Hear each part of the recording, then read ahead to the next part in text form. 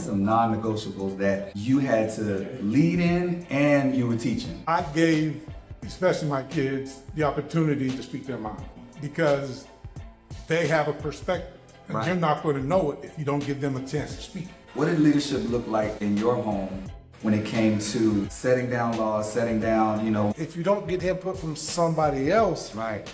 your kid's gonna be just like you. And being just like me is not the goal. Your goal is to be better than me.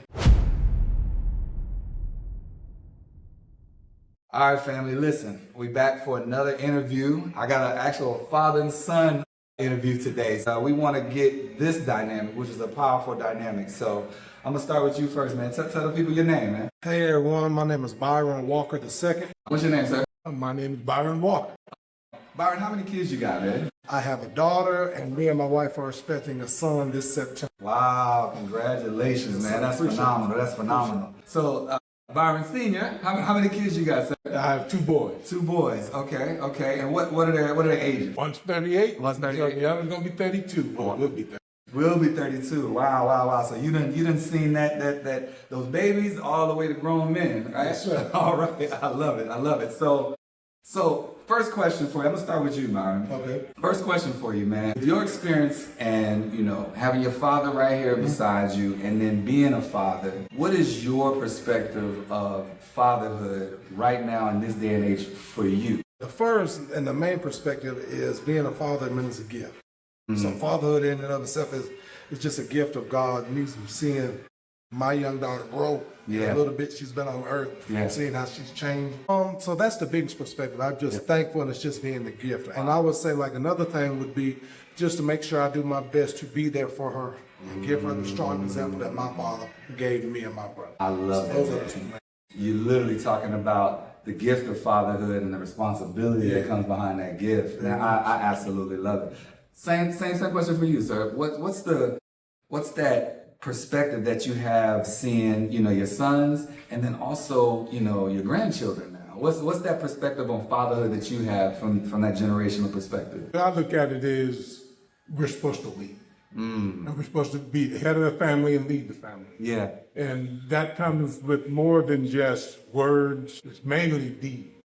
It's what somebody can see that you do. Right. Because as you really look at things, what impresses people the most is what they see somebody do. Wow. You can talk till your head falls off. Right. They might listen, they might not. Right. But when they see that you actually do that in certain situations, that impresses upon them. It gives them something that they can remember. Wow. Nope. I love it. Just leading by example. You gotta be that example. Wow. So this next question, I'm gonna start with you, sir. So when it comes to your household, what were some non-negotiables in your household as the father and trying to set that example that we were just talking about? What were some non-negotiables that you had to lead in and you were teaching? What were non-negotiables for you? Well, first off, I gave, especially my kids, the opportunity to speak their mind because they have a perspective. And you're not going to know it if you don't give them a chance to speak. Wow. Now, after they speak it, then I speak my mind. Absolutely. Right. And final analysis is mine's going to rule. Right. But with them having input, at least you can sit there and see with what you're ruling on, is that actually going to be accurate? Or do you need to change what you thought because what you thought was wrong? Wow. And so you have to be able to adjust and say, okay, so he's right on this. Yeah. I see why he did that. And so I misinterpreted it. So I'm not going to come down on it as hard, but you need to adjust to doing it this way. Wow. That's phenomenal because it's like giving your kids a perspective. What I hear you saying, it also helps them to grow while you're teaching them versus just keeping them silent. There's an old adage, you're doing what I say and not what I do. You're also teaching them how to make decisions. Decision makers. Yeah, that's phenomenal because I think at the end of the day, what I feel like all we have is influence. We can make them do something, we can have them do it, but all we have is influence, and that's what I love that. Same question to you, Byron, for your kids and what you got from your father. Demetri, I would definitely say the same. My kids are still young. They're very young. And how my father taught me and my younger brother, he did let us have a say. Right. And you watch, like, one of my favorite shows was the Bernie Mac show. Bernie Mac, silence, do it. My father wasn't like that. He would let you express your opinion. He would let you speak, like, passionately, just to get it off you. Yeah. But if it wasn't lined up with the standard he set, then you had to fall in line. But that's one thing that I'm going to take with my daughter and my future son is just I'm going to let him speak. I'm going to let him explain, well, Dad, I don't agree. Okay, why don't you agree? Okay, baby, I understand that, but here's the standard that we're going to maintain here. But I will let you see why you don't agree or why a way to see it that way. I love it. So I'll do the same. You don't want to box as a child where they just do everything because one day they have to leave. Right. And if they can't leave or if they can't think for themselves, or like what he said, they don't know how to act in certain situations, they're going to be stuck. Like a fish out of water. They ain't gonna know what to do. Wow, that's phenomenal, man. I love that perspective. So my next question is, and this is just gonna be straight up. When we're talking about leadership, and we just came back from a powerful message, but when we're talking about leadership, what did leadership look like when you have that helpmate right next to you? What did leadership look like in your home when it came to setting down laws, setting down, whether it's at being an authoritarian or if you're being a leader? Because a lot of people conflate that. From your perspective, what do you see leadership when you do have that partner, when you do have that helpmate in the home? What does that look like for you? Any good leader surrounds himself with people who are substantial in their own right.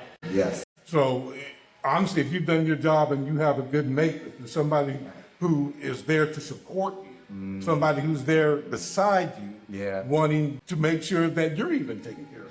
So they're going to have input. That's powerful. If you don't listen to that, you're not only hurting yourself, but you're hurting your family, you're hurting your kids, because they're going to see things from a different perspective. Yeah. Men look at things one way, women look at things a different way. Absolutely. If you don't get that other perspective, what you are now teaching could be off.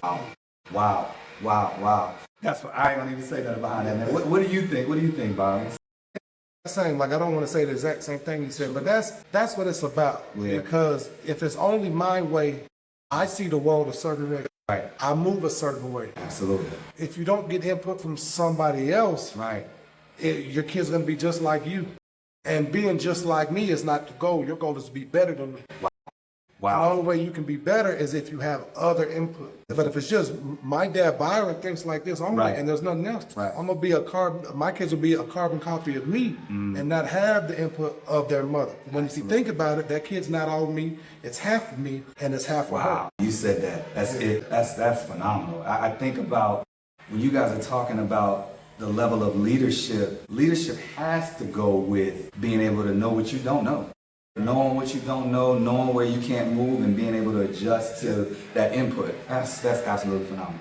So, last question for you. I'm gonna start this one with you, Ryan. Okay. What, God forbid, something happens to you today, and you want to leave something with your kids right now. Let's say they look at this 10, 15 years from now, and you want them to know something about Dad. What's that thing you would want to leave? Sure, yeah. I would want my kids to know, first off, that I love them.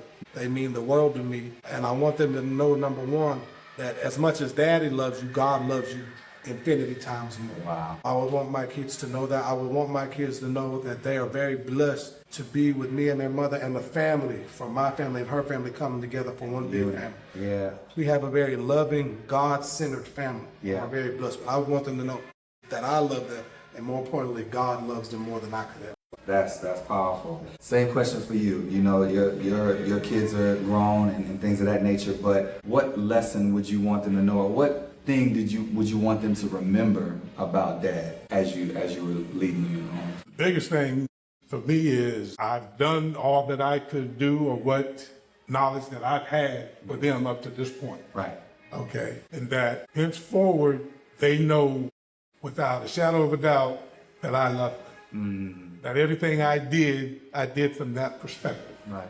And that when they look at it as God loved us, we're the head of the family, that's the love that we should be showing our family. And if they everything they do it with the perspective of me, it will always be all right. Listen, family, y'all heard it here from them first. Listen, if y'all like this content and you want to hear more from fathers as we go along, like, share, and subscribe. And we'll see y'all at the next one. Peace.